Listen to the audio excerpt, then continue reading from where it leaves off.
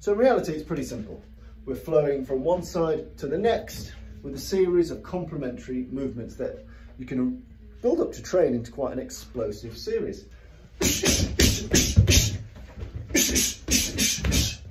From here. 1, 2, 3, 4, 5. 1, 2, 3, 4, 5. So you should end up with 10 blows overall, right to left, left to right. Give those a go. That's the D55 drill from Perigard, and that therein contains a lot of the material that you might need to escape and survive. No matter where you are, how close you are, how far away you are, the height disparity, there's something in there that can flow for most people. And you can do that against chokes, grabs, you know, any invasions of your space, any off balancing that you're subject to. The ability to use the D55 flow drill is really quite useful. Bang, bang, bang, bang, bang. And like all drills, once you've got it, let it go. If it manifests itself naturally, that's brilliant. Sometimes it might just be 2 segments. It might be punch knee, pom, pom. It might be elbow chop, pom, pom. There are things that flow together rather nicely. It might be that the last elements of the drill work for you. Punch, knee, elbow. Punch, knee, elbow. It might be that the first 2 work. Elbow, chop. It might be that you go elbow, chop, punch, knee, elbow. Again, you can pick and choose elements from anywhere in the drill and use them to suit your self-defense needs. But it's a nice flow. I really like it. The D55 drill, or the power bag drill. I find it very, very useful. The next element we're going to be looking at is Bill Underwood's chin push. Now, in World War II Combatives, there is a big craze for the chin jab, and it's pretty ubiquitous. So people drive their body weight in a little bit lower than the opponent, jam this up here, and get some degree of damage to the eyes too. So we get close, and we smash this up. It's very up close, it's very personal. Typically there's some degree of attachment to the person, their clothing. There's some degree of attachment to the enemy. We're very, very close, and we're driving up, and then as a secondary element, the fingers are going towards the eyes in nasty, nasty places. Bill Underwood is a very short man. He's a short, fat man, and he cannot really pull off some of the more explosive techniques or the most aggressive techniques that you see in other sources. So, you know, when you look at Bill Underwood, what he's doing is much more traditional jiu-jitsu. Evade and then lock, evade and then lock. He's being, you know, more mindful and cognizant of his power and size disparity. So he's all about the kazushi, the off-balancing, whereas a lot of the other World War II sources are about smash and crash. You know, Bill Underwood can't really smash and crash because he doesn't have that physical raw presence. So what he does, he evades, he uses his footwork, he uses his slipping, his sidestepping, and then he'll apply some degree of leverage-based lock or throw, which best befits him. You know, in reality, Bill Underwood represents almost a Japanese style of fighting. That is a small, stocky man. So he needs to make sure he's making the best use of footwork, leverage. You know, he's using his leverage very, very well. In any case, one of the things that I quite like about what Bill Underwood does, and one of his techniques, is what is called the chin push. He doesn't do a chin jab, because that's not the way his fighting system is psychologically engineered. And what he does is the chin push. So again, against an incoming strike, what Bill Underwood does is he takes a long lateral sidestep and he pushes against the chin this way. He doesn't drive it up like a palm heel. He doesn't strike it in like a tiger claw. He literally just pushes it in and he sidesteps out of the way of a blow. So if the danger box is here, Bill Underwood sidesteps and puts his hand here. He gets his first piece of a tenijitsu, his strike as a precursor to a throw, straight into the face. Wow. He doesn't need to drive massive force into it. He doesn't need to target fingers to the eyes. He's literally just pushing on the face. And the reason he's pushing on the face is the blinder for the next technique, which is essentially known in other systems as a back fall. So as soon as he's got that side step and chin push in, he maintains contact here, he gets a grip of the opponent, and essentially it's a pull-push dynamic where he's pulling in on the back and he's pushing over the face, and he takes a step. Now, many oftentimes the step is unnecessary. As soon as you pull in here and you push on the face, so you push into the chin and you pull on the small of the back or on the waist belt, on the utility belt, on the seat of their trousers, no matter what they've got on, you can grab something here, push and pull, and you get a pretty nifty takedown, which lands them, incidentally, on the back of their head, as opposed to on their back. So it's quite a good throw for combat because you want them to land on their noggin. You don't want them to get up easy. A young, fit, strong person landing on their back is going to shoot straight up again unless you give them a decent kicking. As soon as I've got this kind of throw here, they land on the back of their skull. Different story. So Bill Underwood's chin push is based on avoidance. As opposed to crashing in or darting in, he takes an avoiding sidestep and then he closes the distance. So, boom, and then he'll step in and maintain that pressure. So it's almost a piece of sticky penetrative contact, known in Japanese and Okinawan systems as nunchun, or muchimi, that kind of sticky contact. So as soon as something hits, it sticks, and also the penetration, the nunchun. It doesn't just hit, it penetrates through the target. So again, the chin push for Bill Underwood looks simple, but in reality, it's got its own devices for working. A sidestep and a push on either side. Sidestep and a push, so I'm getting out of the way of an initial grab or strike or attack. So I'm moving it out of the way with a sidestep. As soon as that push is on, I then step in, grab a chunk of back or a chunk of clothes, pull and push, pull and push, pull and push. Nice, simple, leverage-based jiu-jitsu. So Bill Underwood's chin push, just to reiterate, sidestep, chin push, collapse and grab, pull push. Then you follow it through. And you get that grip. But again, it's not so much about the strike, it's about the kazushi. As soon as the hand's in his face, and I've done the right nunchun and michimi, he's off balance. I haven't had to strike him really, I've just had to unbalance him, unbalance his mind, his intentions with his strike. It's committed, but it's not in the traditional Fairbairn O'Neill way. It's in a more traditional jiu-jitsu-esque way of evade and counter, close and throw. Evade and counter, close and throw. So I find that quite interesting from Bill Underwood. I don't like a huge amount of his stuff, but I do like that. Then we've got hip kisses, cross, swing and cut. Now, there is obviously a big craze in World War II arts for edge of hand blows. You see them in all types and varieties, from under the nose, into the jaw, forehand, backhand, into the groin. You see this pretty much everywhere from the 1930s to the 1950s, this edge of hand blow. James Hipkiss's version, who incidentally is from my hometown, big up Birmingham, James Hipkiss. Hipkiss's signature chop or edge of hand blow is the cross swing and cut. Okay, so what he does with this, assuming there is a double-handed grab on the throat or other two-handed approach to you, but in reality this can work as a straight out strike as well as a piece of defense against a grab. Doesn't really matter. But what he does, let's assume that I've chosen my right hand as the chopping hand.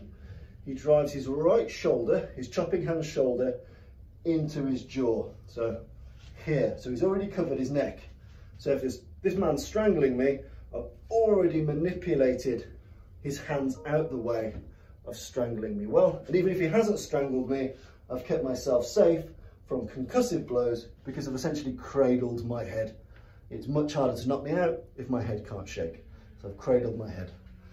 So step one is this, which is a good cover against strikes. It's a good way of breaking a grip, and it's a good way of keeping your head safe. So as soon as he's torqued the body one way, he calls it essentially to twist and unwind, twist and unwind. So I've twisted my body one way and I've let it fire back. So James Hipkiss's style for the cut and swing blow, bring the shoulder into the neck, keeping the head stable, the face safe from punches and breaking any grips. And then when he explodes back out, he keeps his hand at a solid right angle. So other edge of hand blows, they can go quite long or they can go quite short, but there are varying degrees. Hip kiss tends to keep a solid right angle. So he rolls and he keeps that solid, almost square set roll approach, which has some good benefits. So from here, it's a really good frame. Keeping it to this strong angle means that the opponent, if he's trying to close me down, he will struggle. I've got a wedge or a frame, as you know, in modern day mixed martial arts. I've got something which stops him closing the grapple easily. He can still close it, but the fact that I've gone across his body with a strong right angle wedge buys me time and gives me leverage to counter grapple. That wind and unwind does keep the jaw safe, which is really lovely. Keeps the face safe. So as soon as you drive the shoulder into the neck, you've also got the elbow to cover your face. Exploding outwards is very, very important. So if he's close, it'll hit him with the elbow. If he's at the optimal range, I'll hit him with the chop. If he's a little bit suboptimal, I might hit him with the forearm. Doesn't really matter, but keeping this strong angle keeps a sense of rigidity, powerful impact, and a decent anti-grappling frame. So again, from here, we cover, we explode with a solid right angle, and it matches, incidentally, the way that Sonny Liston used to fire really powerful hooks.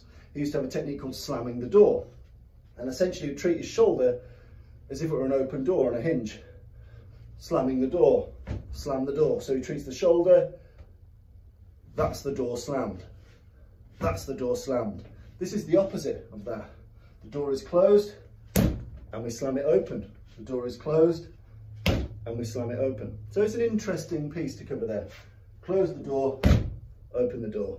Sonny Liston, opposite way around, but it's the same mechanic, the same crushing effect. So solid right angle.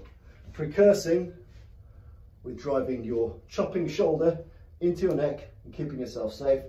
Explode out and keep the good solid structure.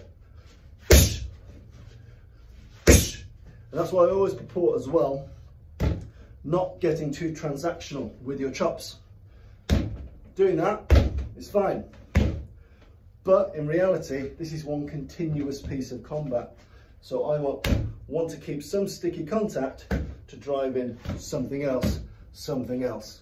You know, we're not boxing, I don't have range to play with, I don't have rounds to play with. Soon as this has gone on, maybe I want to keep hold of him. Maybe I want to do other things to him. Maybe I want to keep the sense of oppressive violence upon this man. So the hip kiss method, cover, cross swing and cut. And he calls it a cut, which I quite like. It gives you the sense of penetration. Strong 90 degrees. I find this a very, very good use of the edge of hand blow. Very disciplined, very scientific, very safe for your jaw, very safe for counter striking, very safe for breaking grapples. So again, very interesting all round. Then finally, we're going to go to Kosnek's thumb jab. So Kosnek, proponent of American combat judo. And essentially his thumb jab, at this period in time, a lot of the atemi-waza, the atemi jitsu, that a lot of these people trained in was starting to die off. You know, the judo element, the randori element was becoming a lot more popular. It's a lot more visceral, even down to soldiers. They can get it fast, they can throw slams, they can land in our sotogari and agoshi. They can see it's punchy and impactful and damaging.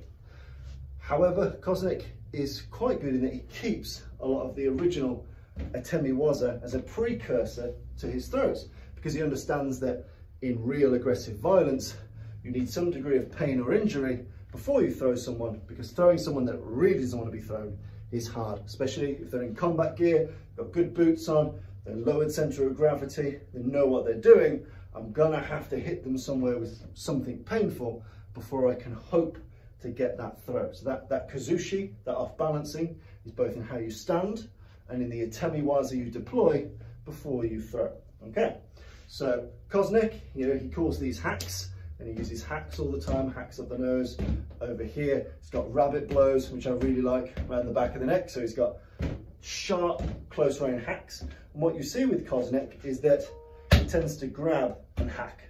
So he'll get some kind of collar, elbow, underhook, overhook, whatever he gets, whatever grappling position he gets, and then he does the short range strikes, as opposed to say, you know, a Fairbairn style or a hip kiss style. You know, Kosnek's really about, I'm going to grab you, and then I'm going to smash you on the nose, smash you up the nose, smash you on the collarbone. He's got a very close-up style of a temiwaza. Others did too, but it's notable in Kosnek that there is a lot of clinch and strike as opposed to cold strike, which is quite interesting. So his hacks are very useful, but what I wanted to discuss was his use of the thumb jab. So he's very good at using what is known as a boshiken, using the tip of his thumb, and bear in mind, it's the tip, not the pad, the tip, that's the hard bit. So make sure you're always driving in with the tip. The pad is too soft. You want to be driving in the tip. And there are a couple of ways that he did this. So most of these are attached, so with some degree of collar grip. One that I really like is how he drives into the eye. So he uses the boshiken, the thumb jab. He turns his fist upside down, like so, and drives in that way. So, yeah, straight in there, straight in there, because it gives you quite a lot of driving pressure and leverage. You know, you've got good strength up high. Trying to get into the eye from down low is quite hard, unless you go for a double eye gouge like so. If you're doing a single thumb, and sometimes a single thumb is useful, because when my two hands are here, my opponent can fight off my two hands. They know exactly where everything is. My ability to disrupt the balance can be quite hard. As soon as I land a good clinch and drive up, I can manipulate his balance and attack his eye with this upside down Kosnek thumb jab or boshiken. So thumb down and drive in and use a corkscrewing style motion.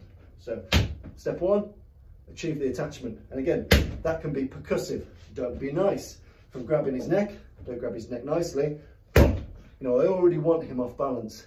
Then I step my body weight into him and I drive in this particular fashion, like an overhand punch. I drive the boshiken in as I continue to disrupt the balance of that opponent, knowing full well that from here, I will then, once he's off balance and in pain, transition to a piece of combat judo, a throw of my choosing, which is percussive and powerful and long lasting and causes him to not get up again.